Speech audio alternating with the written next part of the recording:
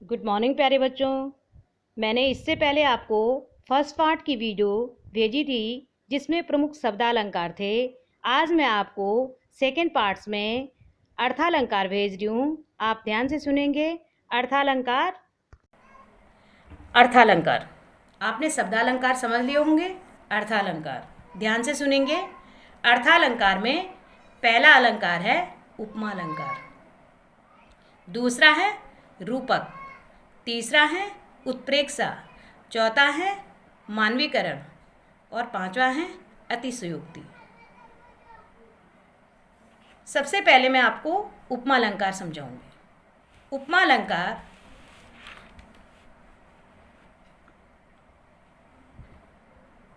अलंकार में क्या होता है?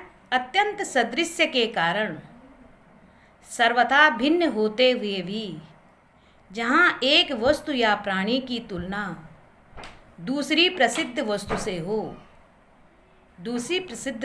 हो, प्राणी या किसी प्रसिद्ध प्राणी या वस्तु से की जाए तो वहाँ उपमा अलंकार होता है। वहाँ क्या होता है? उपमा अलंकार। जैसे मखमल के झूल पड़े हाथी सा। मखमल के झूले किसके समान? हाथी के समान बताए जा रहे हैं। एक वस्तु को दूसरी के समान तुलना, एक वस्तु की तुलना दूसरी वस्तु से किया जा रहा है। यहाँ पर क्या होगा? उपमा अलंकार। वैसे ही चांद सा सुंदर मुख, चांद सा सुंदर मुख, चंद्रमा के समान मुख सुंदर। इसमें मुख क्या है? उपमेय। चांद क्या है? उपमान। सा क्या है? वाचक। और सुंदर क्या है? साधारण धर्म। साधारण धर्म क्या है? सुंदर। चांद सा सुंदर मुख, इसमें पूर्णोपमा अलंकार है। पूर्णोपमा उपमा है। पूर्ण उपमा कब बनता है? जब इसमें क्या होता है? उपमेय, उपमान, साधारण धर्म, वाचक, चारों चीज़ें आती हैं, तब उसमें उपमा पूर्णोपमा कहा जाता है। अगर किसी में एक भी चीज़ छूट गई, जैसे इसमें छूट गया है, तो इसमें लुप्तोपमा कहेंगे। और जिसमें ज़्यादा, इसमें ये मालोपमा है। इसमें सारी चीज़ें अधिक बार आ रखी हैं, ये मालोपमा है। तो सबसे पहले हमें उपमेय, उपमान, साधारण धर्म जानना बहुत ज़रूरी है। उपमेय क्या है? जिसकी उपमा दी जाए, जिसकी उपमा दी जाए उसे उपमेय कहते हैं। इसमें मुख की उपमा दी जा रही है, तो मुख क्या है? उपमेय। मुख को चंद्रमा के समान बताया जा रहा है, तो वह प्रसिद्ध वस्तु या प्राणी उपमेय की तुलना जिससे की जा रही है वह उपमान है। जिससे तुलना की जा रही है वह उपमान है। और जिस उपमेय और उपमान का परस्पर समान गुण कौन दर्शा रहा है? सुंदर। उपमेय और उपमान को समान कौन बता रहा है? सुंदर। ये क्या है? साधारण धर्म। और जिसके द्वारा दर्शाया जा रहा है उपमा और उपमेय, उपमान और उपमेय को जिसके द्वारा, जिन शब्दों की सहायता से उपमा अलंकार की पहचान की जाती, उसे क्या कहते हैं? वाचक शब्द कहते हैं। तो सा, सी, से, सदृश, समान के द्वारा हम क्या करते हैं? उपमा अलंकार की पहचान करते हैं। अब इसमें देखो, काम सा रूप, कामदेव के समान रूप। और प्रताप दिनेश सा, दिनेश सूर्य के समान प्रतापी। सोम सा शील, चंद्रमा के समान व्यवहारशील स्वभाव। और राम महीप का, राम, राजा राम का स्वभाव किसके समान है? चंद्रमा के समान। और प्रतापी कैसे हैं? सूर्य के समान। और सुंदर कैसे हैं? कामदेव के समान। कामदेव जो सबसे अधिक सुंदर है। फिर इसमें हरिपद कोमल कमल से, भगवान के चरणों को कमल के समान कोमल बताया गया है। तो इसमें किससे हमने पहचान की? से।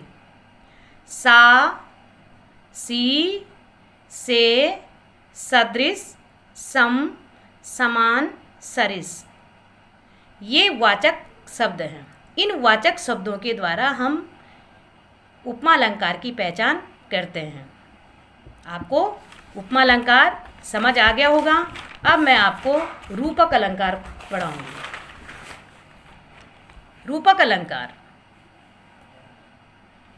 जब गुण की अत्यंत समानता के कारण, जब गुण की अत्यंत समानता के कारण क्या होता है, उपमेय में ही उपमान का अभेद आरोपित कर दिया जाता है।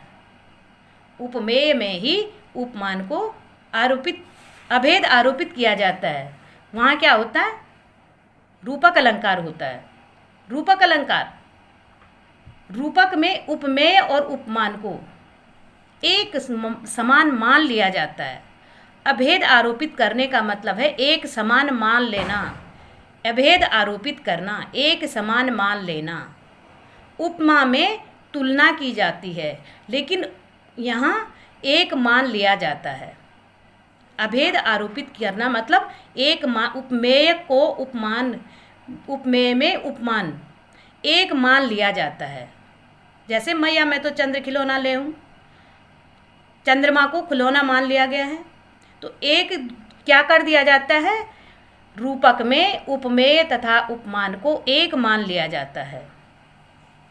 अभेद आरोपित करने का मतलब है एक मान लिया जाना। वहाँ रूपक अलंकार होता है। उदित उदयगिरि मंच पर, उदयगिरि रूपी मंच, एक मान लिया हमने उदयगिरि को, उदयगिरि रूपी मंच। और रघुबर बाल पतंग, बाल रूपी पतंग। बिकसे संत सरोज, संत रूपी सरोज हो गया यहाँ पे। संत सरोज का मतलब कमल, कमल के समान संत। लोचन भृंग, और लोचन किसके समान बताए गए हैं, भृंग के समान। तो एक मान लिया जाना ही रूपक अलंकार है, जहाँ गुण के अत्यंत समानता के कारण उपमेय में ही उपमान का अभेद किया जाता है। उपमेय को उपमान के समान मान लिया जाता है, वहाँ रूपक अलंकार होता है।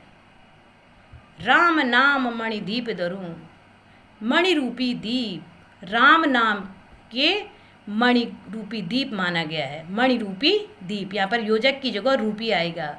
जीह देहरी द्वार, जीह रूपी द्वार। इस प्रकार इसमें रूपक अलंकार है। उत्प्रेक्षा, उत्प्रेक्षा जहाँ उपमेय में ही उपमान की संभावना हो, उपमेय में ही उपमान की संभावना हो अथवा कल्पना की गई हो, वहाँ उत्प्रेक्षा अलंकार होता है।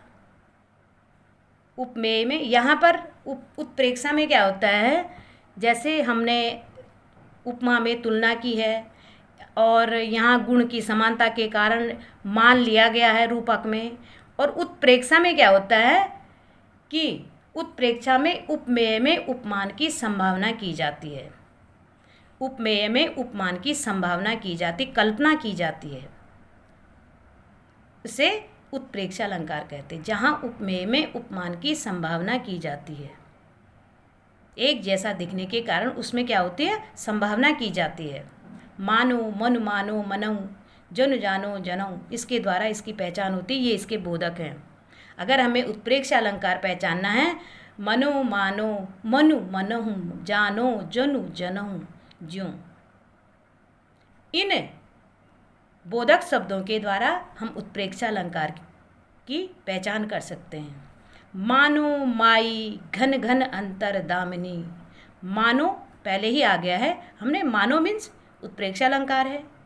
घन घन अंतर दामिनी मतलब बादलों के बीच में बिजली, और घन दामिनी या बादलों के बीच में बिजली या बिजली के बीच में दामिनी। दामिनी घन अंतर, या जब रास लीला के समय गोपियाँ और कृष्ण नृत्य कर रहे हैं, कभी कृष्ण बीच में आ जाते हैं, कभी उनके चारों ओर घूमते हैं, तो ऐसा लगता है या बादलों के बीच में बिजली है। बिजली किसके समान मानी जाती है, बिजली के दामिनी किसके समान है, गोपियों के समान। गोपियाँ और कृष्ण घन किसके समान, कृष्ण के समान। बादलों के समान कौन है? कृष्ण। कि कृष्ण, और यहाँ पर संभावना की जा रही है बिजली और किसकी? बिजली और घन की संभावना की जा रही है कि घन के अंदर बिजली है या बिजली के अंदर घन है कृष्ण। और ऐसे करके गोपियों के चारों ओर हर गोपी अपने साथ में कृष्ण को निकट देखती है। ऐसा लगता है बिजली और घन, बिजली घन मतलब बादल, बादल और बिजली। सोहत ओढ़े पीत पटे श्याम सलोने गात। शोभायमान हो रहा है, ओढ़े जैसे पहन रखा होगा, पीत पीला, पट वस्त्र, श्याम श्याम श्री कृष्ण के सलोने सुंदर गात शरीर पर। ऐसा शोभायमान हो रहा है कि जैसे कृष्ण ने अपने शरीर पर पीला वस्त्र धारण कर रखा होगा। किस में देखा जा रहा है ये? किस में संभावना हो रही है? किस में देखा जा रहा है? मनहु नील जैसे नीलमणि शैल पर आतप पर्यो प्रभात। माना जाता है कि नीलमणि पर्वत पर जब प्रातः काल की सूर्य की किरणें पड़ती हैं कि कैसे पड़ती हैं कि जैसे कृष्ण के नील शरीर पर, श्याम मतलब सांवले रंग पर पीला वस्त्र धारण कर रखा होगा। जैसे कृष्ण के शरीर पर पीला वस्त्र धारण कर रखा होगा। मानो माना जाता है, संभावना की जाती है, कल्पना की जाती है, संभावना कल्पना की जाती है। इसमें उत्प्रेक्षा अलंकार है। इस प्रकार उत्प्रेक्षा अलंकार का मतलब है जहाँ संभावना हो, जहाँ संभावना की जाती है वहाँ उत्प्रेक्षा अलंकार होता है। उत्प्रेक्षा अलंकार की पहचान के लिए आपको मनु मानो, जनु जानो, जनहु, इन बोधक शब्दों को याद रखना है। मनो मानो मनु, मनहु जानो, जनु जनहु ज्यों, इनके द्वारा पहचान कहती हुई यूं उतरा के नेत्र जल से भर गए, हिमकोणों से पूर्ण मानो हो गए पंकज ने। तो इसमें उत्तरा के अश्रुपूर्ण नेत्रों को ओस के बूंदों के समान संभावना की गई है। मानो, मानो आया है तो कौन सा है? मानो मतलब उत्प्रेक्षा अलंकार। उस काल मारे क्रोध के तनु कांपने उसका लगा, मानो हवा के बेग से सोता हुआ सागर जगा। मानो, मानो आ गया तो क्या हो गया? उत्प्रेक्षा अलंकार। अब आप पढ़ोगे मानवीय। मानवीकरण में क्या होता है? जहाँ जड़ पर चेतन का आरोप हो, अर्थात जड़ प्रकृति पर मानवीय भावनाओं तथा क्रियाकलापों का आरोप हो। मानवीयकरण अलंकार। यहाँ पर मानवीकरण अलंकार क्यों होता है? हम जब जड़ पदार्थ को मनुष्य के समान क्रियाकलाप करते हुए दिखाते हैं। जड़ पदार्थ को क्या दिखाते हैं? मानवीय क्रिया।